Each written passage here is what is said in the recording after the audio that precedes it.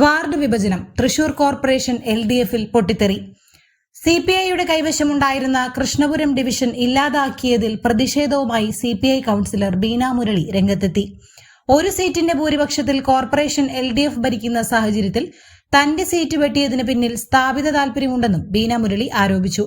Division വിഭജനത്തിൽ ശക്തമായ പ്രതിഷേധവുമായി മുന്നോട്ടു പോകുമെന്നും അവർ വ്യക്തമാക്കി.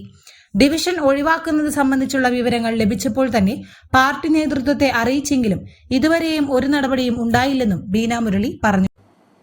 വാർഡ് വിഭജനം വന്നതിൻ്റെ ശേഷം ഇപ്പോൾ കോർപ്പറേഷനിൽ 55 ഡിവിഷനിലുള്ളതിൽ 2-3 ഡിവിഷനുകൾ അത് വിഭജനത്തിൻ്റെ ഭാഗമായിട്ട് അത് മൊത്തം വെട്ടി ഇതാക്കിയിട്ടുണ്ട്. പക്ഷേ എങ്കിൽ പോലും ഞാൻ LDF-ൻ്റെ കൗൺസിലറാണ്.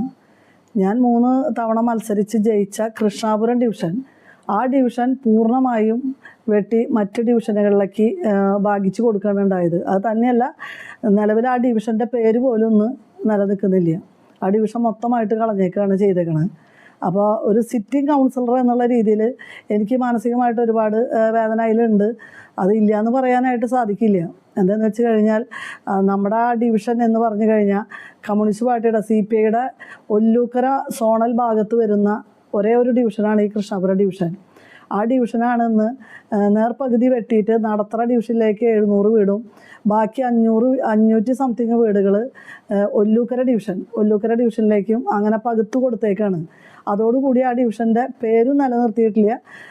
ഭഗവാൻ കൃഷ്ണൻ്റെ പേരായതുകൊണ്ടായിരിക്കാം എന്തോ എന്ന് എനിക്ക് അറിഞ്ഞുകൂടാ, ആ ഡിവിഷൻ്റെ പേര് പോലും കളഞ്ഞിട്ടുണ്ട്. അത് എന്നെ ബാധിച്ചതും വേദനിപ്പിച്ച ഒരു കാര്യം എന്താ വെച്ചാൽ, ഞാൻ നിലവിൽ ഒരു ഭരണകക്ഷിയിലെ അംഗമാണ്. നിങ്ങൾക്ക് എല്ലാവർക്കും അറിയുന്ന ഒരു കേസാണ്. തൃശ്ശൂർ കോർപ്പറേഷൻ ഒറ്റ ആളുടെ ഭൂരിപക്ഷത്തിലാണ് ഒരു ഭരണം നിൽക്കുന്നത് എന്നുള്ളത്. അപ്പോൾ ആ ഭരണസമിതിയിൽ നിലവിൽ സിറ്റിംഗ് കൗൺസിലറായി എൻ്റെ ഡിവിഷൻ വെട്ടിയതിൽ വളരെയധികം ദുഃഖം എനിക്കുണ്ട്. അതിനുള്ള പ്രതിഷേധമായിട്ട് ഇനി മുന്നോട്ട് പോകുന്ന തന്നെയാണ് പറയാനുള്ളത്.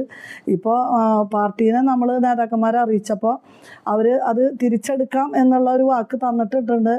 അപ്പോൾ അതുകൊണ്ട് കളക്ടർക്ക് പരാതി കൊടുക്കാനായിട്ടുള്ള ആ ഒരു തീരുമാനം കമ്മ്യൂണിസ്റ്റ് പാർട്ടി ചെയ്യും എന്നുള്ളതാണ് പാർട്ടി ഓഫീസിൽ അറിയിച്ചപ്പോൾ നമ്മൾ